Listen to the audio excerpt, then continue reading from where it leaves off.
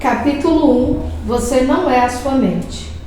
O maior obstáculo para a iluminação. Iluminação, o que é isso? Por mais de 30 anos, um mendigo ficou sentado no mesmo lugar, debaixo de uma marquise, até que um dia uma conversa com o estranho mudou sua vida. Tem um trocadinho aí para mim, moço? Murmurou, estendendo mecanicamente seu velho boné. Não tenho, disse o estranho. O que tem nesse baú debaixo de você? Nada, isso aqui é só uma caixa velha. Já nem sei há quanto tempo senta em cima dela. Nunca olhou o que tem dentro? Perguntou o estranho. Não, respondeu. Pra quê? Não tem nada aqui não. Dá uma olhada dentro, insistiu o estranho antes de ir embora. O mendigo resolveu abrir a caixa. Teve que fazer força para levantar a tampa e mal conseguiu acreditar ao ver que o velho caixote estava cheio de ouro. Eu sou o estranho sem nada para dar, que está lhe dizendo para olhar para dentro. Não de uma caixa, mas sim de você mesmo. Imagino que você esteja pensando indignado, mas eu não sou um mendigo. Infelizmente, todos que ainda não encontraram a verdadeira riqueza, a radiante alegria do ser e uma paz inabalável, são mendigos, mesmo que possuam bens e riqueza material. Buscam do lado de fora migalhas de prazer, aprovação, segurança ou amor, embora tenham um tesouro guardado dentro de si que não só contém tudo isso, como é infinitamente maior do que qualquer coisa oferecida pelo mundo.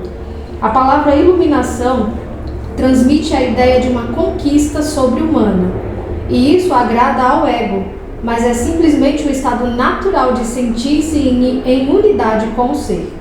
É um estado de conexão com algo imensurável e indescritível. Pode parecer um paradoxo, mas esse algo é essencialmente você e ao mesmo tempo é muito maior do que você.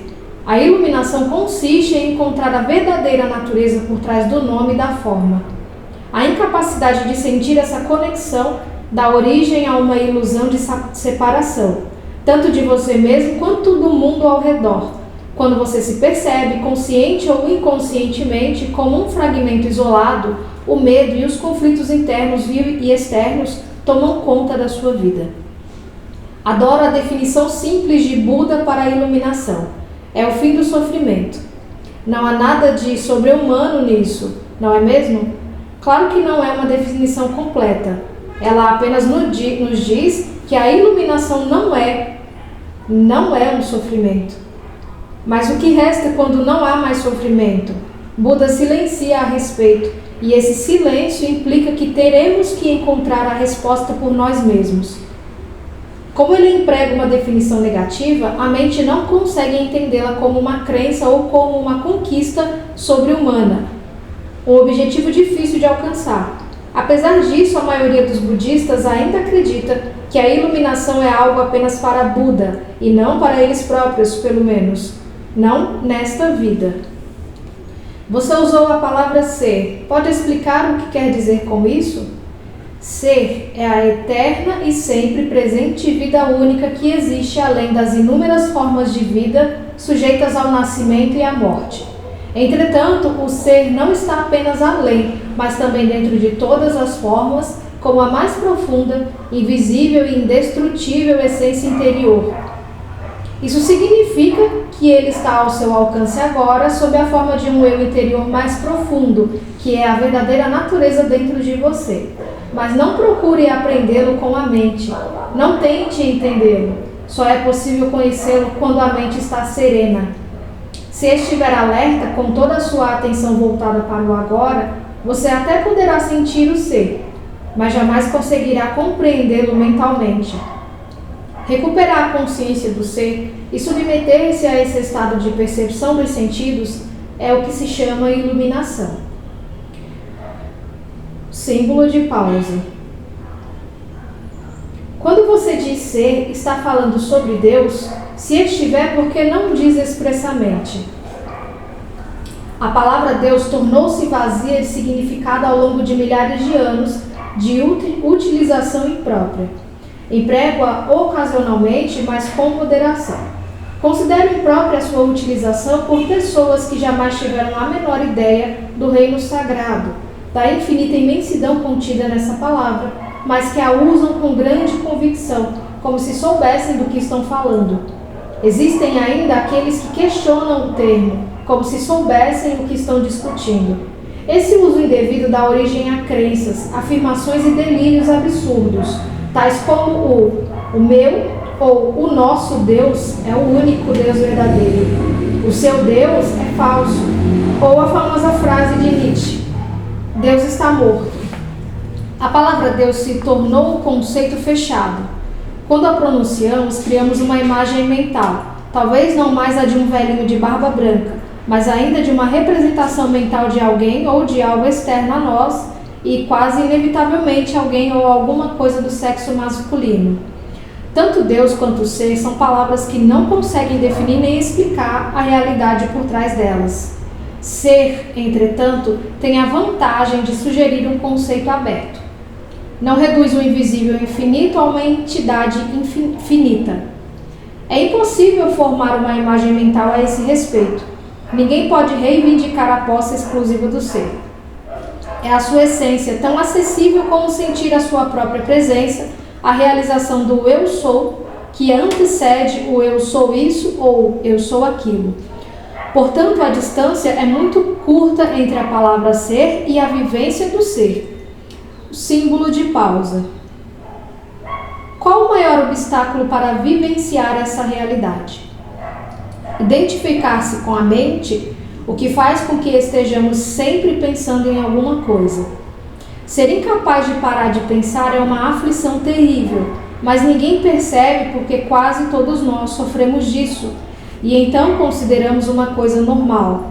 O ruído mental incessante nos impede de encontrar a área de serenidade interior, que é inseparável do ser.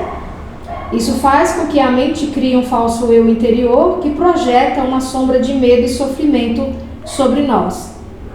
Examinaremos esses pontos detalhadamente mais adiante. O filósofo Descartes acreditava ter alcançado a verdade mais fundamental quando proferiu sua conhecida máxima: penso, logo existo. Cometeu, no entanto, um erro básico ao equiparar o pensar ao ser e a identidade ao pensamento. O pensador compulsivo, ou seja, quase todas as pessoas, vivem em um estado de aparente isolamento, em um mundo povoado de conflitos e problemas. Um mundo que reflete a fragmentação da mente em uma escala cada vez maior. A iluminação é um estado de plenitude, de estar em unidade e, portanto, em paz. Em unidade tanto com o universo quanto com o eu interior mais profundo, ou seja, o ser. A iluminação é o fim não só do sofrimento e dos conflitos internos e externos permanentes, mas também da aterrorizante escravidão do pensamento. Que maravilhosa libertação! Se nos identificarmos com a mente, criamos uma tela opaca de conceitos, rótulos, imagens, palavras, julgamentos e definições que bloqueia todas as relações verdadeiras. Essa tela se situa entre você e o seu eu interior, entre você e o próximo, entre você e a natureza, entre você e Deus. É essa tela de pensamentos que cria uma ilusão de separação, uma ilusão de que existe você e um outro totalmente à parte. Esquecemos o fato essencial de que debaixo do nível das aparências físicas, formamos uma unidade com tudo aquilo que é. Por esquecermos, quero dizer que não sentimos mais essa unidade como uma realidade evidente por si só. Podemos até acreditar que isso seja uma verdade, mas não mais a reconhecemos como verdade. Acreditar pode até trazer conforto. No entanto, a libertação só pode vir através da vivência pessoal. Pensar se tornou uma doença. A doença acontece quando as coisas se desequilibram. Por exemplo, não há nada de errado com a divisão e a multiplicação das células no corpo humano. Mas quando esse processo acontece sem levar em conta o organismo como um todo, as células se proliferam e temos a doença. Se for usada corretamente, a mente é um instrumento magnífico. Entretanto, quando a usamos de forma errada, ela se torna destrutiva. Para ser ainda mais preciso, não é você que usa a mente de forma errada. Em geral, você simplesmente não usa a mente. É ela que usa você. Essa é a doença. Você acredita que é a sua mente, Eis aí o delírio, o instrumento se apossou de você. Não discordo muito com isso. Não concordo muito com isso. É verdade que penso muito sem um objetivo definido, como a maioria das pessoas, mas ainda posso escolher como usar a minha mente para ter e conseguir coisas e faço isso o tempo todo. Só porque podemos resolver palavras cruzadas ou construir uma bomba atômica não significa que estejamos usando a mente. Assim como os cães adoram mastigar ossos, a mente adora transformar dificuldades em problemas. É por isso que ela resolve palavras cruzadas e constrói bombas atômicas. Mas essas coisas não interessam a você. Pergunto então, você consegue se livrar da sua mente quando quer? Já encontrou o botão que a desliga? A ideia é parar de pensar completamente? Não consigo, a não ser por 1 ou 2 segundos. Então, é porque a mente está usando você. Estamos identificados com ela e nem percebemos que somos seus escravos. É quase como se algo nos dominasse sem termos consciência disso e passássemos a viver como se fosse a entidade dominadora. A liberdade começa quando percebemos que não somos a entidade dominadora, o pensador. Saber disso nos permite observar a entidade. No momento em que começamos a observar o pensador, ativamos um nível mais alto de consciência. Começamos a perceber então que existe uma vasta área de inteligência além do pensamento, e que este é apenas um aspecto diminuto da inteligência. Percebemos também que todas as coisas realmente importantes, como a beleza, o amor, a criatividade, a alegria e a paz interior, surgem de um ponto além da mente. É quando começamos a acordar. O símbolo de pausa. Libertando-se da sua mente. O que você quer dizer exatamente por observar o pensador? Quando alguém vai ao médico e diz: ouço uma voz dentro da minha cabeça, provavelmente será encaminhado a um psiquiatra. De uma forma ou de outra, praticamente todas as pessoas ouvem uma voz, ou algumas vozes, o tempo todo dentro da cabeça. São os processos involuntários do pensar, que acreditamos que não podemos interromper, manifestando-se como monólogos ou diálogos contínuos. Você já deve ter cruzado na rua com pessoas doidas, falando sem parar ou resmungando consigo mesmas. Isso não tem nada de diferente do que acontece com você e com outras pessoas normais, exceto que vocês não falam alto. A voz comenta, especula, julga, compara, desculpa, gosta, desgosta, etc. A voz não precisa ser relevante para a situação do momento, pois ela pode estar revivendo o passado recente ou remoto, ou ensaiando ou imaginando possíveis situações futuras.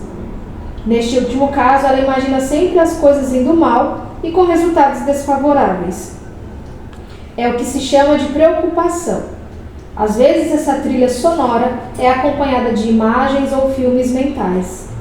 Mesmo que tenha alguma relação com o momento, a voz será interpretada em termos do passado. Isso acontece porque a voz pertence à mente condicionada, que é o resultado de toda a nossa história passada, bem como dos valores culturais coletivos que herdamos. Assim, vemos e julgamos o presente com os olhos do passado e construímos uma imagem totalmente distorcida. Não é raro que a voz se torne o pior inimigo de nós mesmos. Muitas pessoas vivem com um torturador em suas cabeças, que as ataca e pune sem parar, drenando sua energia vital. Essa é a causa de muita angústia e infelicidade, assim como de doenças. A boa notícia é que podemos nos libertar de nossas mentes. Essa é a única libertação verdadeira. Dê o primeiro passo nesse exato momento. Comece a prestar atenção ao que a voz diz, principalmente a padrões repetitivos de pensamento, aquelas velhas trilhas sonoras que você escuta dentro da sua cabeça há anos. É isso que quero dizer com observar o pensador. É um outro modo de dizer o seguinte: Ouça a voz dentro da sua cabeça, esteja lá presente como uma testemunha. Seja imparcial ao ouvir a voz, não julgue nada. Não julgue ou condene o que você ouve, porque fazer isso significaria que a mesma voz acabou de voltar pela porta dos fundos. Você logo perceberá. Lá está a voz e aqui estou eu, ouvindo-a e observando-a. Sentir a própria presença não é um pensamento, é algo que surge de um ponto além da mente. O símbolo de pausa. Assim, ouvir um pensamento significa que você está consciente não só do pensamento, mas também de você mesmo, como uma testemunha daquele pensamento. Isso acontece porque uma nova dimensão da consciência acabou de surgir. Quando você ouve o pensamento, sente uma presença consciente, que é o seu eu interior mais profundo, por trás ou por baixo do pensamento. O pensamento então perde o poder que exerce sobre você e se afasta rapidamente porque a mente não está mais recebendo a energia gerada pela sua identificação com ela. Esse é o começo do fim do pensamento involuntário e compulsivo. Quando um pensamento se afasta, percebemos uma interrupção no fluxo mental, um espaço de mente vazia. No início, esses espaços são curtos, talvez apenas alguns segundos, mas aos poucos se tornam mais longos. Quando esses espaços acontecem, sentimos uma certa serenidade e paz interior. Esse é o começo do estado natural de nos sentirmos em unidade com o ser, que normalmente é encoberto pela mente. Com a prática, a sensação de paz e serenidade vai se intensificar. Na verdade, essa intensidade não tem fim. Você também vai sentir brotar lá de dentro uma sutil emanação de alegria, que é a alegria do ser. Não se trata de um estado de transe, nada disso. Se o preço da paz fosse a perda da consciência e o preço da serenidade, uma falta de vitalidade e de vivacidade, então não valeria a pena. É exatamente o oposto. Nesse estado de conexão interior, ficamos muito mais alertas. Estamos presentes por inteiro. Ao penetrarmos mais profundamente nessa área de mente vazia, como ela às vezes é chamada no Oriente, começamos a perceber o estado de pura consciência. Nesse estado, sentimos a nossa própria presença com tal intensidade e alegria que os pensamentos, as emoções, nosso corpo, o mundo exterior, tudo se torna insignificante comparado a ele. No entanto, não é um estado egoísta e sim generoso. Ele nos transporta para um ponto além do que antes julgávamos ser o nosso eu interior. Essa presença é essencialmente você e ao mesmo tempo muito maior do que você. O símbolo de pausa. Em vez de observar o pensador, podemos também criar um espaço no fluxo da mente, direcionando o foco da nossa atenção para o agora. Torne-se consciente do momento. Isso é profundamente gratificante de se fazer. Agindo assim, desviamos a consciência para longe da atividade da mente e criamos um espaço de mente vazia, em que ficamos extremamente alertas e conscientes, mas sem pensar. Essa é a essência da meditação. Na vida diária, é possível pôr isso em prática dando total atenção a qualquer atividade rotineira, normalmente considerada como apenas um meio para atingir um objetivo, de modo a transformá-la em um fim em si mesma. Por exemplo, todas as vezes que você subir ou descer as escadas em casa ou no trabalho, preste muita atenção a cada passo, a cada movimento, até mesmo a sua respiração. Esteja totalmente presente. Ou, quando lavar as mãos, preste atenção a todas as sensações provocadas por essa atividade, como o som e o contato da água, o movimento das suas mãos, o cheiro do sabonete e assim por diante. Ou então, quando entrar em seu carro, pare por alguns segundos depois que fechar a porta e observe o fluxo da sua respiração. Tome consciência de um silencioso, mas poderoso sentido de presença. Para medir sem errar o seu sucesso nessa prática, verifique o grau de paz dentro de você. O símbolo de pausa. Portanto, o passo mais importante na caminhada em direção à iluminação é aprendermos a nos dissociar de nossas mentes. Todas as vezes que criamos um espaço no fluxo do pensamento, a luz da nossa consciência fica mais forte. Um dia você pode se surpreender sorrindo para a voz dentro da cabeça, como sorriria para as travessuras de uma criança. Isso significa que você não está mais levando tão a sério o que vai pela mente, pois o seu eu interior não depende dela. Iluminação, elevando-se acima do pensamento. O pensamento não é indispensável para sobrevivermos neste mundo? Nossa mente é um instrumento, uma ferramenta. Está ali para ser usada em uma tarefa específica e depois ser deixada de lado. Sendo assim, eu poderia afirmar que 80 a 90% dos pensamentos não só são repetitivos e inúteis, mas, por conta de uma natureza frequentemente negativa, são também nocivos. Observe sua mente e verificará como isso é verdade. Essa atitude causa uma perda significativa de energia vital. Esse tipo de pensamento compulsivo é, na verdade, um vício. O que caracteriza um vício? Simplesmente não temos mais a opção de parar. O vício parece mais forte do que nós. Proporciona ainda uma falsa sensação de prazer. Um prazer que quase sempre se transforma em sofrimento. Por que temos de ser viciados em pensar? Porque estamos identificados com esse processo, já que a percepção do eu interior tem origem no conteúdo e na atividade de nossas mentes. Acreditamos que deixaríamos de existir se parássemos de pensar. No processo de crescimento, construímos uma imagem mental de nós mesmos, baseadas em nosso condicionamento pessoal e cultural. Podemos chamar isso o fantasma pessoal do ego. Consiste em uma atividade mental e só pode ser mantido através do pensar constante. A palavra ego tem sentidos diferentes para pessoas diferentes, mas aqui significa um falso eu interior, criado por uma identificação inconsciente com a mente. Para o ego, o momento presente dificilmente existe. Só o passado e o futuro são considerados importantes. Essa total inversão da verdade explica por que, para o ego, a mente não é totalmente funcional. O ego está sempre preocupado em manter vivo o passado, porque pensa que sem ele não seríamos ninguém.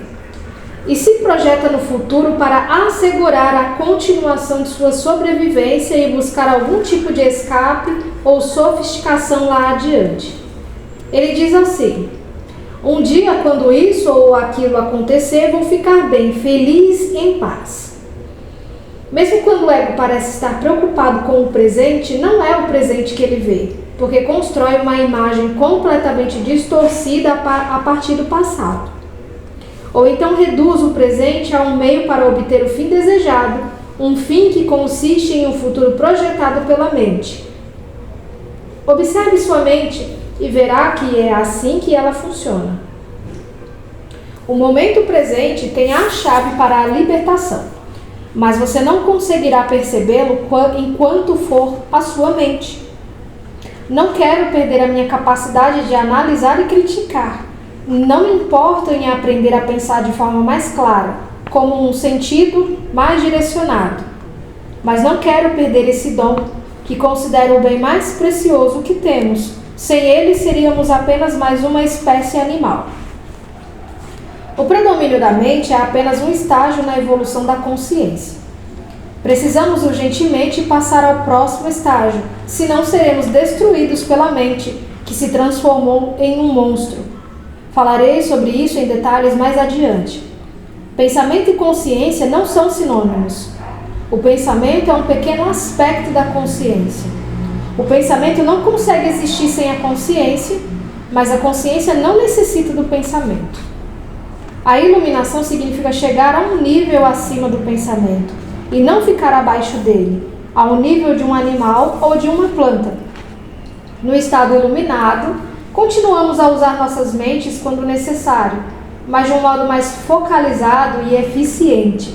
Assim, utilizando nossas mentes com objetivos práticos, não ouvimos mais o diálogo interno e involuntário e sentimos uma enorme serenidade interior. Quando usamos de fato nossas mentes e, em especial, quando necessitamos de uma solução criativa, há uma oscilação de segundos entre o pensamento e a serenidade, entre a mente e a mente vazia. O estado de mente vazia é a consciência sem o pensamento. Só assim é possível pensar criativamente, porque somente desse modo o pensamento tem alguma força real. O pensamento sozinho, quando não mais conectado com a área da consciência, que é muito mais ampla, rapidamente se torna árido, doentio e destrutivo. A mente é, em essência, uma máquina de sobrevivência. Ela executa muitas coisas boas quando, por exemplo, ataca outras mentes e se defende delas.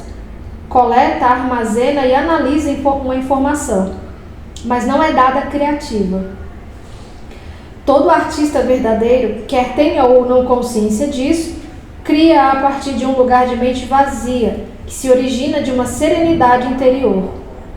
A mente vazia, que se origina de uma serenidade interior. A mente, então, dá forma ao impulso criativo ou insight. Até mesmo os grandes cientistas têm relatado que as suas descobertas mais originais aconteceram em um momento de serenidade mental. Uma pesquisa nacional realizada com alguns dos matemáticos mais preeminentes que já atuaram nos Estados Unidos, incluindo Einstein, para estudar seus métodos de trabalho, mostrou que o pensamento é apenas uma parte secundária da fase breve e decisiva do ato criativo em si. Logo, eu poderia dizer que a maioria dos cientistas não é criativa, não porque não sabe pensar, mas sim porque não sabe como parar de pensar. Não foi a mente nem o pensamento que criou o milagre da vida ou os nossos corpos. É claro que existe uma inteligência de uma dimensão muito maior do que a da mente, trabalhando para manter tudo isso funcionando. Como uma simples célula humana que mede de 1/1000 de 25,4 milímetros, pode conter instruções dentro do DNA que encheriam 1000 livros de 600 páginas cada um. Quanto mais aprendemos sobre o funcionamento do corpo, mais percebemos como é vasta a inteligência que age dentro dele. E como sabemos pouco a esse respeito, quando a mente relaciona com o corpo, transforma-se na mais maravilhosa das ferramentas. Serve então a alguma coisa maior do que ela mesma. Emoção, a reação do corpo à mente. E quanto às emoções? Elas me dominam muito mais do que a minha mente. A mente, no sentido em que emprego o termo, não é apenas o pensamento. Ela inclui nossas emoções, assim como todos os padrões de reações mentais e emocionais inconscientes. A emoção nasce no lugar onde a mente e o corpo se encontram. É a reação do corpo à nossa mente, ou, podemos dizer, um reflexo da mente no corpo. Por exemplo, um pensamento agressivo ou hostil vai acumulando aos poucos uma energia no corpo, a raiva. O corpo está se preparando para lutar. Já a ideia de que nos encontramos sob uma ameaça física ou psicológica faz com que o corpo se contraia, o que é a manifestação física daquilo que chamamos medo. As pesquisas têm demonstrado que as emoções fortes causam até mesmo mudanças na bioquímica do corpo. Essas mudanças bioquímicas representam um aspecto físico ou material da emoção. Em geral, não temos consciência de todos os nossos padrões de pensamento, só é possível trazê-los à consciência quando observamos nossas emoções. Quanto mais identificados estivermos com o nosso pensamento, com as coisas que nos agradam ou não, com nossos julgamentos e interpretações, ou seja, quanto menos presente estivermos como consciência observadora, mais forte será a carga de energia emocional, tenhamos ou não consciência disso. Se você não consegue sentir as suas emoções, se as mantém à distância, terminará por senti-las em um nível puramente físico, como um sintoma ou um problema físico. Muito se tem escrito a respeito disso nos últimos anos, portanto não precisamos nos aprofundar no assunto. É possível que um forte padrão emocional inconsciente venha a se manifestar como um acontecimento externo, algo que parece acontecer só com você. Por exemplo, tenho observado que as pessoas que guardam muita raiva dentro de si, mesmo sem ter consciência e sem falar sobre o assunto, são mais propensas a ser atacadas verbalmente ou até mesmo fisicamente por outras pessoas cheias de raiva, com frequência sem qualquer motivo aparente. A razão é que elas desprendem uma raiva tão forte que acaba sendo captada de forma subconsciente por outras pessoas, e isso aciona a raiva latente que elas trazem dentro de si. Se você tem dificuldade de sentir suas emoções, comece concentrando a atenção na área de energia interior do seu corpo. Sinta o seu corpo lá no fundo. Essa prática colocará você em contato com as suas emoções. Aprofundarei o assunto mais adiante. O símbolo de pausa. Você diz que a emoção é o reflexo da mente no corpo, mas às vezes ocorre um conflito entre os dois quando a mente diz não e a emoção diz sim ou vice-versa. Se quisermos conhecer mesmo a nossa mente, o corpo sempre nos dará um reflexo confiável. Portanto, observe a sua emoção, ou melhor, sinta em seu corpo. Se houver um aparente conflito entre os dois, a verdade estará na emoção e não no pensamento. Não a verdade definitiva sobre quem você é, mas a verdade relativa ao estado da sua mente naquele momento. É bastante comum ocorrerem conflitos entre os pensamentos superficiais e os processos mentais inconscientes.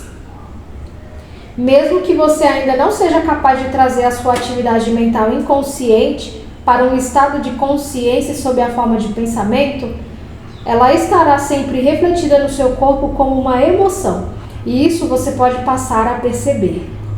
Observar uma emoção por esse ângulo é basicamente o mesmo que ouvir ou observar um pensamento, como descrevi anteriormente.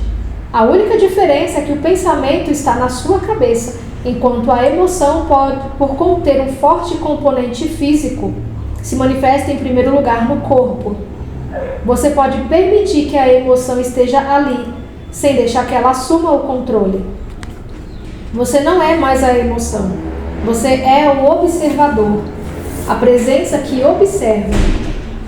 Ao praticar isso, tudo que está inconsciente será trazido à luz da sua consciência.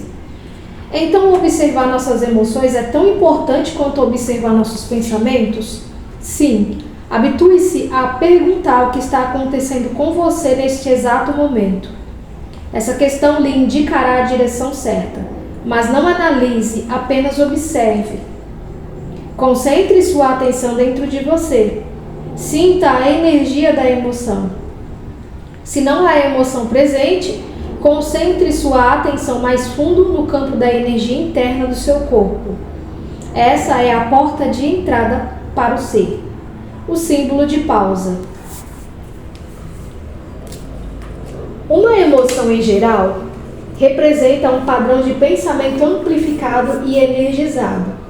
Por conta da carga energética quase sempre excessiva que ela contém, não é fácil, a princípio, termos condições para observá-la. A emoção quer assumir o controle e quase sempre consegue, a menos que você esteja presente e alerta. Se você for empurrado para uma identificação inconsciente com a emoção, ela se tornará temporariamente você. É comum se estabelecer um círculo vicioso entre o pensamento e a emoção porque um alimenta o outro. O padrão do pensamento cria um reflexo amplificado de si mesmo na forma de uma emoção, fazendo com que a frequência vibratória dessa permaneça alimentando o padrão de pensamento original. Ao lidar mentalmente com a situação, acontecimento ou pessoa que é identificada como causadora da emoção, o pensamento fornece energia para a emoção, a qual, por sua vez, energiza o padrão de pensamento e assim por diante. Basicamente, todas as emoções são modificações de uma emoção primitiva não diferenciada, cuja origem é a perda da percepção de quem somos por trás do nome e da forma. É difícil encontrar um nome que descreva essa emoção primitiva. A palavra medo é muito próxima, mas além do sentido de ameaça permanente, ela pode ser entendida como um profundo sentimento de abandono e incompletude. Por isso, talvez seja melhor usar uma palavra que não se confunda tanto com aquela emoção básica e chamar isso simplesmente de sofrimento. Uma das principais tarefas da mente, uma das razões da sua atividade incessante, é a de combater ou eliminar o sofrimento emocional, embora ela, invariavelmente, só consiga encobri-lo por um tempo. De fato, quanto mais a mente tenta se livrar do sofrimento, mais ele aumenta. A mente nunca pode achar a solução, nem pode permitir que encontremos a solução, porque é ela mesma uma parte intrínseca do problema. Imagine um chefe de polícia tentando achar um incendiário, quando o incendiário é o próprio chefe de polícia. Não nos livraremos desse sofrimento enquanto não extrairmos o sentido de eu interior da identificação com a mente, ou seja, do ego. A mente é então derrubada da sua posição de poder e o ser se revela em si mesmo como a verdadeira natureza da pessoa. Já sei o que você vai perguntar agora. Eu ia perguntar, o que acontece com as emoções positivas, como o amor e a alegria? Elas são inseparáveis do estado natural de conexão interior com o ser. Sempre que houver um espaço no fluxo dos pensamentos, podem ocorrer lampejos de amor e alegria ou breves instantes de uma paz profunda. Para a maioria das pessoas, tais espaços raramente acontecem, e mesmo assim, por acaso, nas ocasiões em que a mente fica sem palavras, instigada por uma beleza estonteante, uma exaustão física extrema ou mesmo um grande perigo. De repente se instala uma serenidade interior, e dentro dessa serenidade existe uma alegria sutil, mais intensa, existe amor, existe paz. Normalmente tais momentos têm vida curta, pois a mente logo reassume essa atividade barulhenta que chamamos pensar. O amor, a alegria e a paz não conseguem florescer a menos que tenhamos nos livrado do domínio da mente. Mas eu não os chamaria de emoções. Eles estão por baixo das emoções em um nível mais profundo. Portanto, precisamos nos tornar plenamente conscientes de nossas emoções e sermos capazes de senti-las, antes de sermos capazes de sentir aquilo que está além delas. A palavra emoção significa literalmente desordem. A palavra vem do latim emovere, que significa movimentar. Amor, alegria e paz são estados profundos do ser, ou melhor, 3 aspectos do estado de ligação interior com o ser. Assim, não possuem opositores pela simples razão de que surgem por trás da mente. As emoções, por outro lado, sendo uma parte da mente dualística, estão sujeitas à lei dos opostos. Isso quer dizer simplesmente que não se pode ter o bom sem que haja o mal. Portanto, numa condição não limitada de identificação com a mente, aquilo que algumas vezes é erroneamente chamado de alegria é o lado geralmente breve do prazer, dentro da alternância contínua do ciclo sofrimento-prazer.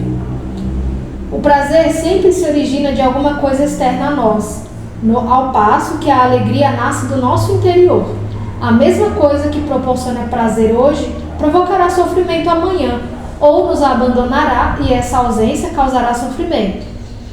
Do mesmo modo, o que se costuma chamar de amor pode ser prazeroso e excitante por um tempo, mas é um apego adicional, uma condição de necessidade extrema que pode vir a se transformar no oposto em um piscar de olhos.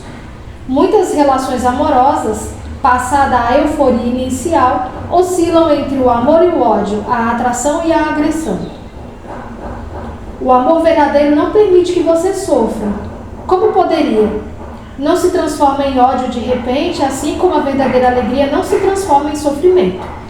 Antes de atingirmos a iluminação, antes mesmo de nos libertarmos de nossas mentes, podemos ter lampejos de alegria autêntica, de um amor verdadeiro ou de uma profunda paz interior, tranquila, mas intensamente viva. Esses são aspectos da nossa verdadeira natureza, em geral obscurecida pela mente. Mesmo dentro de uma relação normal de dependência, é possível haver momentos em que podemos sentir a presença de algo genuíno, incorruptível, mas serão somente lampejos, a serem logo encobertos pela interferência da mente. Você poderá ficar com a impressão de que teve alguma coisa muito valiosa, mas a perdeu, ou a sua mente pode lhe convencer de que tudo não passou de uma ilusão. A verdade é que não foi uma ilusão e você também não perdeu nada. Esse algo valioso é parte do seu estado natural. Pode estar encoberto, mas nunca ser destruído pela mente. Mesmo quando o céu está totalmente coberto, o sol não desapareceu. Ainda está lá por trás das nuvens. Buda diz que a dor ou o sofrimento surge através de desejos ou anseios, e que para se libertar da dor é preciso romper as amarras do desejo. Todos os anseios nascem da busca da mente por salvação ou satisfação nas coisas externas e no futuro, como substitutos da alegria do ser. Se somos nossas mentes, somos aqueles anseios, aquelas necessidades, desejos, apegos e aversões. Fora deles não existe o eu, exceto como uma mera possibilidade, um potencial não preenchido, uma semente que ainda não germinou. Nessa condição, até mesmo o desejo de nos tornarmos livres ou iluminados não passa de mais um desejo a ser realizado ou concluído no futuro. Portanto, não busque se libertar do desejo ou adquirir a iluminação. Torne-se presente. Esteja lá como um observador da mente. Em lugar de citar Buda, seja o iluminado, que é o que a palavra Buda significa. Os seres humanos têm vivido enredados pelo sofrimento por séculos. Desde que decaíram do estado de graça, penetraram no domínio do tempo e da mente e perderam a percepção do ser. Nesse momento começaram a se perceber como fragmentos sem sentido em um universo estranho, sem a conexão com a fonte e com o seu semelhante. Enquanto estivermos identificados com as nossas mentes, o que significa dizer, enquanto estivermos inconscientes espiritualmente, o sofrimento será inevitável. Refiro-me aqui ao sofrimento emocional, que é também a causa principal do sofrimento físico e da doença. O ressentimento, o ódio, a autopiedade, a culpa, a raiva, a depressão, o ciúme e até mesmo uma leve irritação são formas de sofrimento. E qualquer prazer ou forte emoção contém em si a semente do sofrimento. É o inseparável oposto que se manifestará com o tempo. Quem já tomou bebidas alcoólicas ou drogas para ficar alto, sabe que o alto se transforma em baixo, que o prazer se torna uma forma de sofrimento. A maioria das pessoas também sabe, por experiência própria, como uma relação íntima pode se transformar de modo fácil e rápido de fonte de prazer em fonte de sofrimento. Vistas de uma perspectiva mais ampla, tanto a polaridade negativa quanto a positiva são lados de uma mesma moeda. São partes de um sofrimento que está oculto, inseparável do estado de consciência identificado com a mente. Existem dois níveis de sofrimento: o que você cria agora e o que tem origem no passado, que ainda vive em sua mente e no seu corpo. deixar de criar sofrimento no presente e dissolver o sofrimento do passado. É sobre isso que desejo falar com você agora.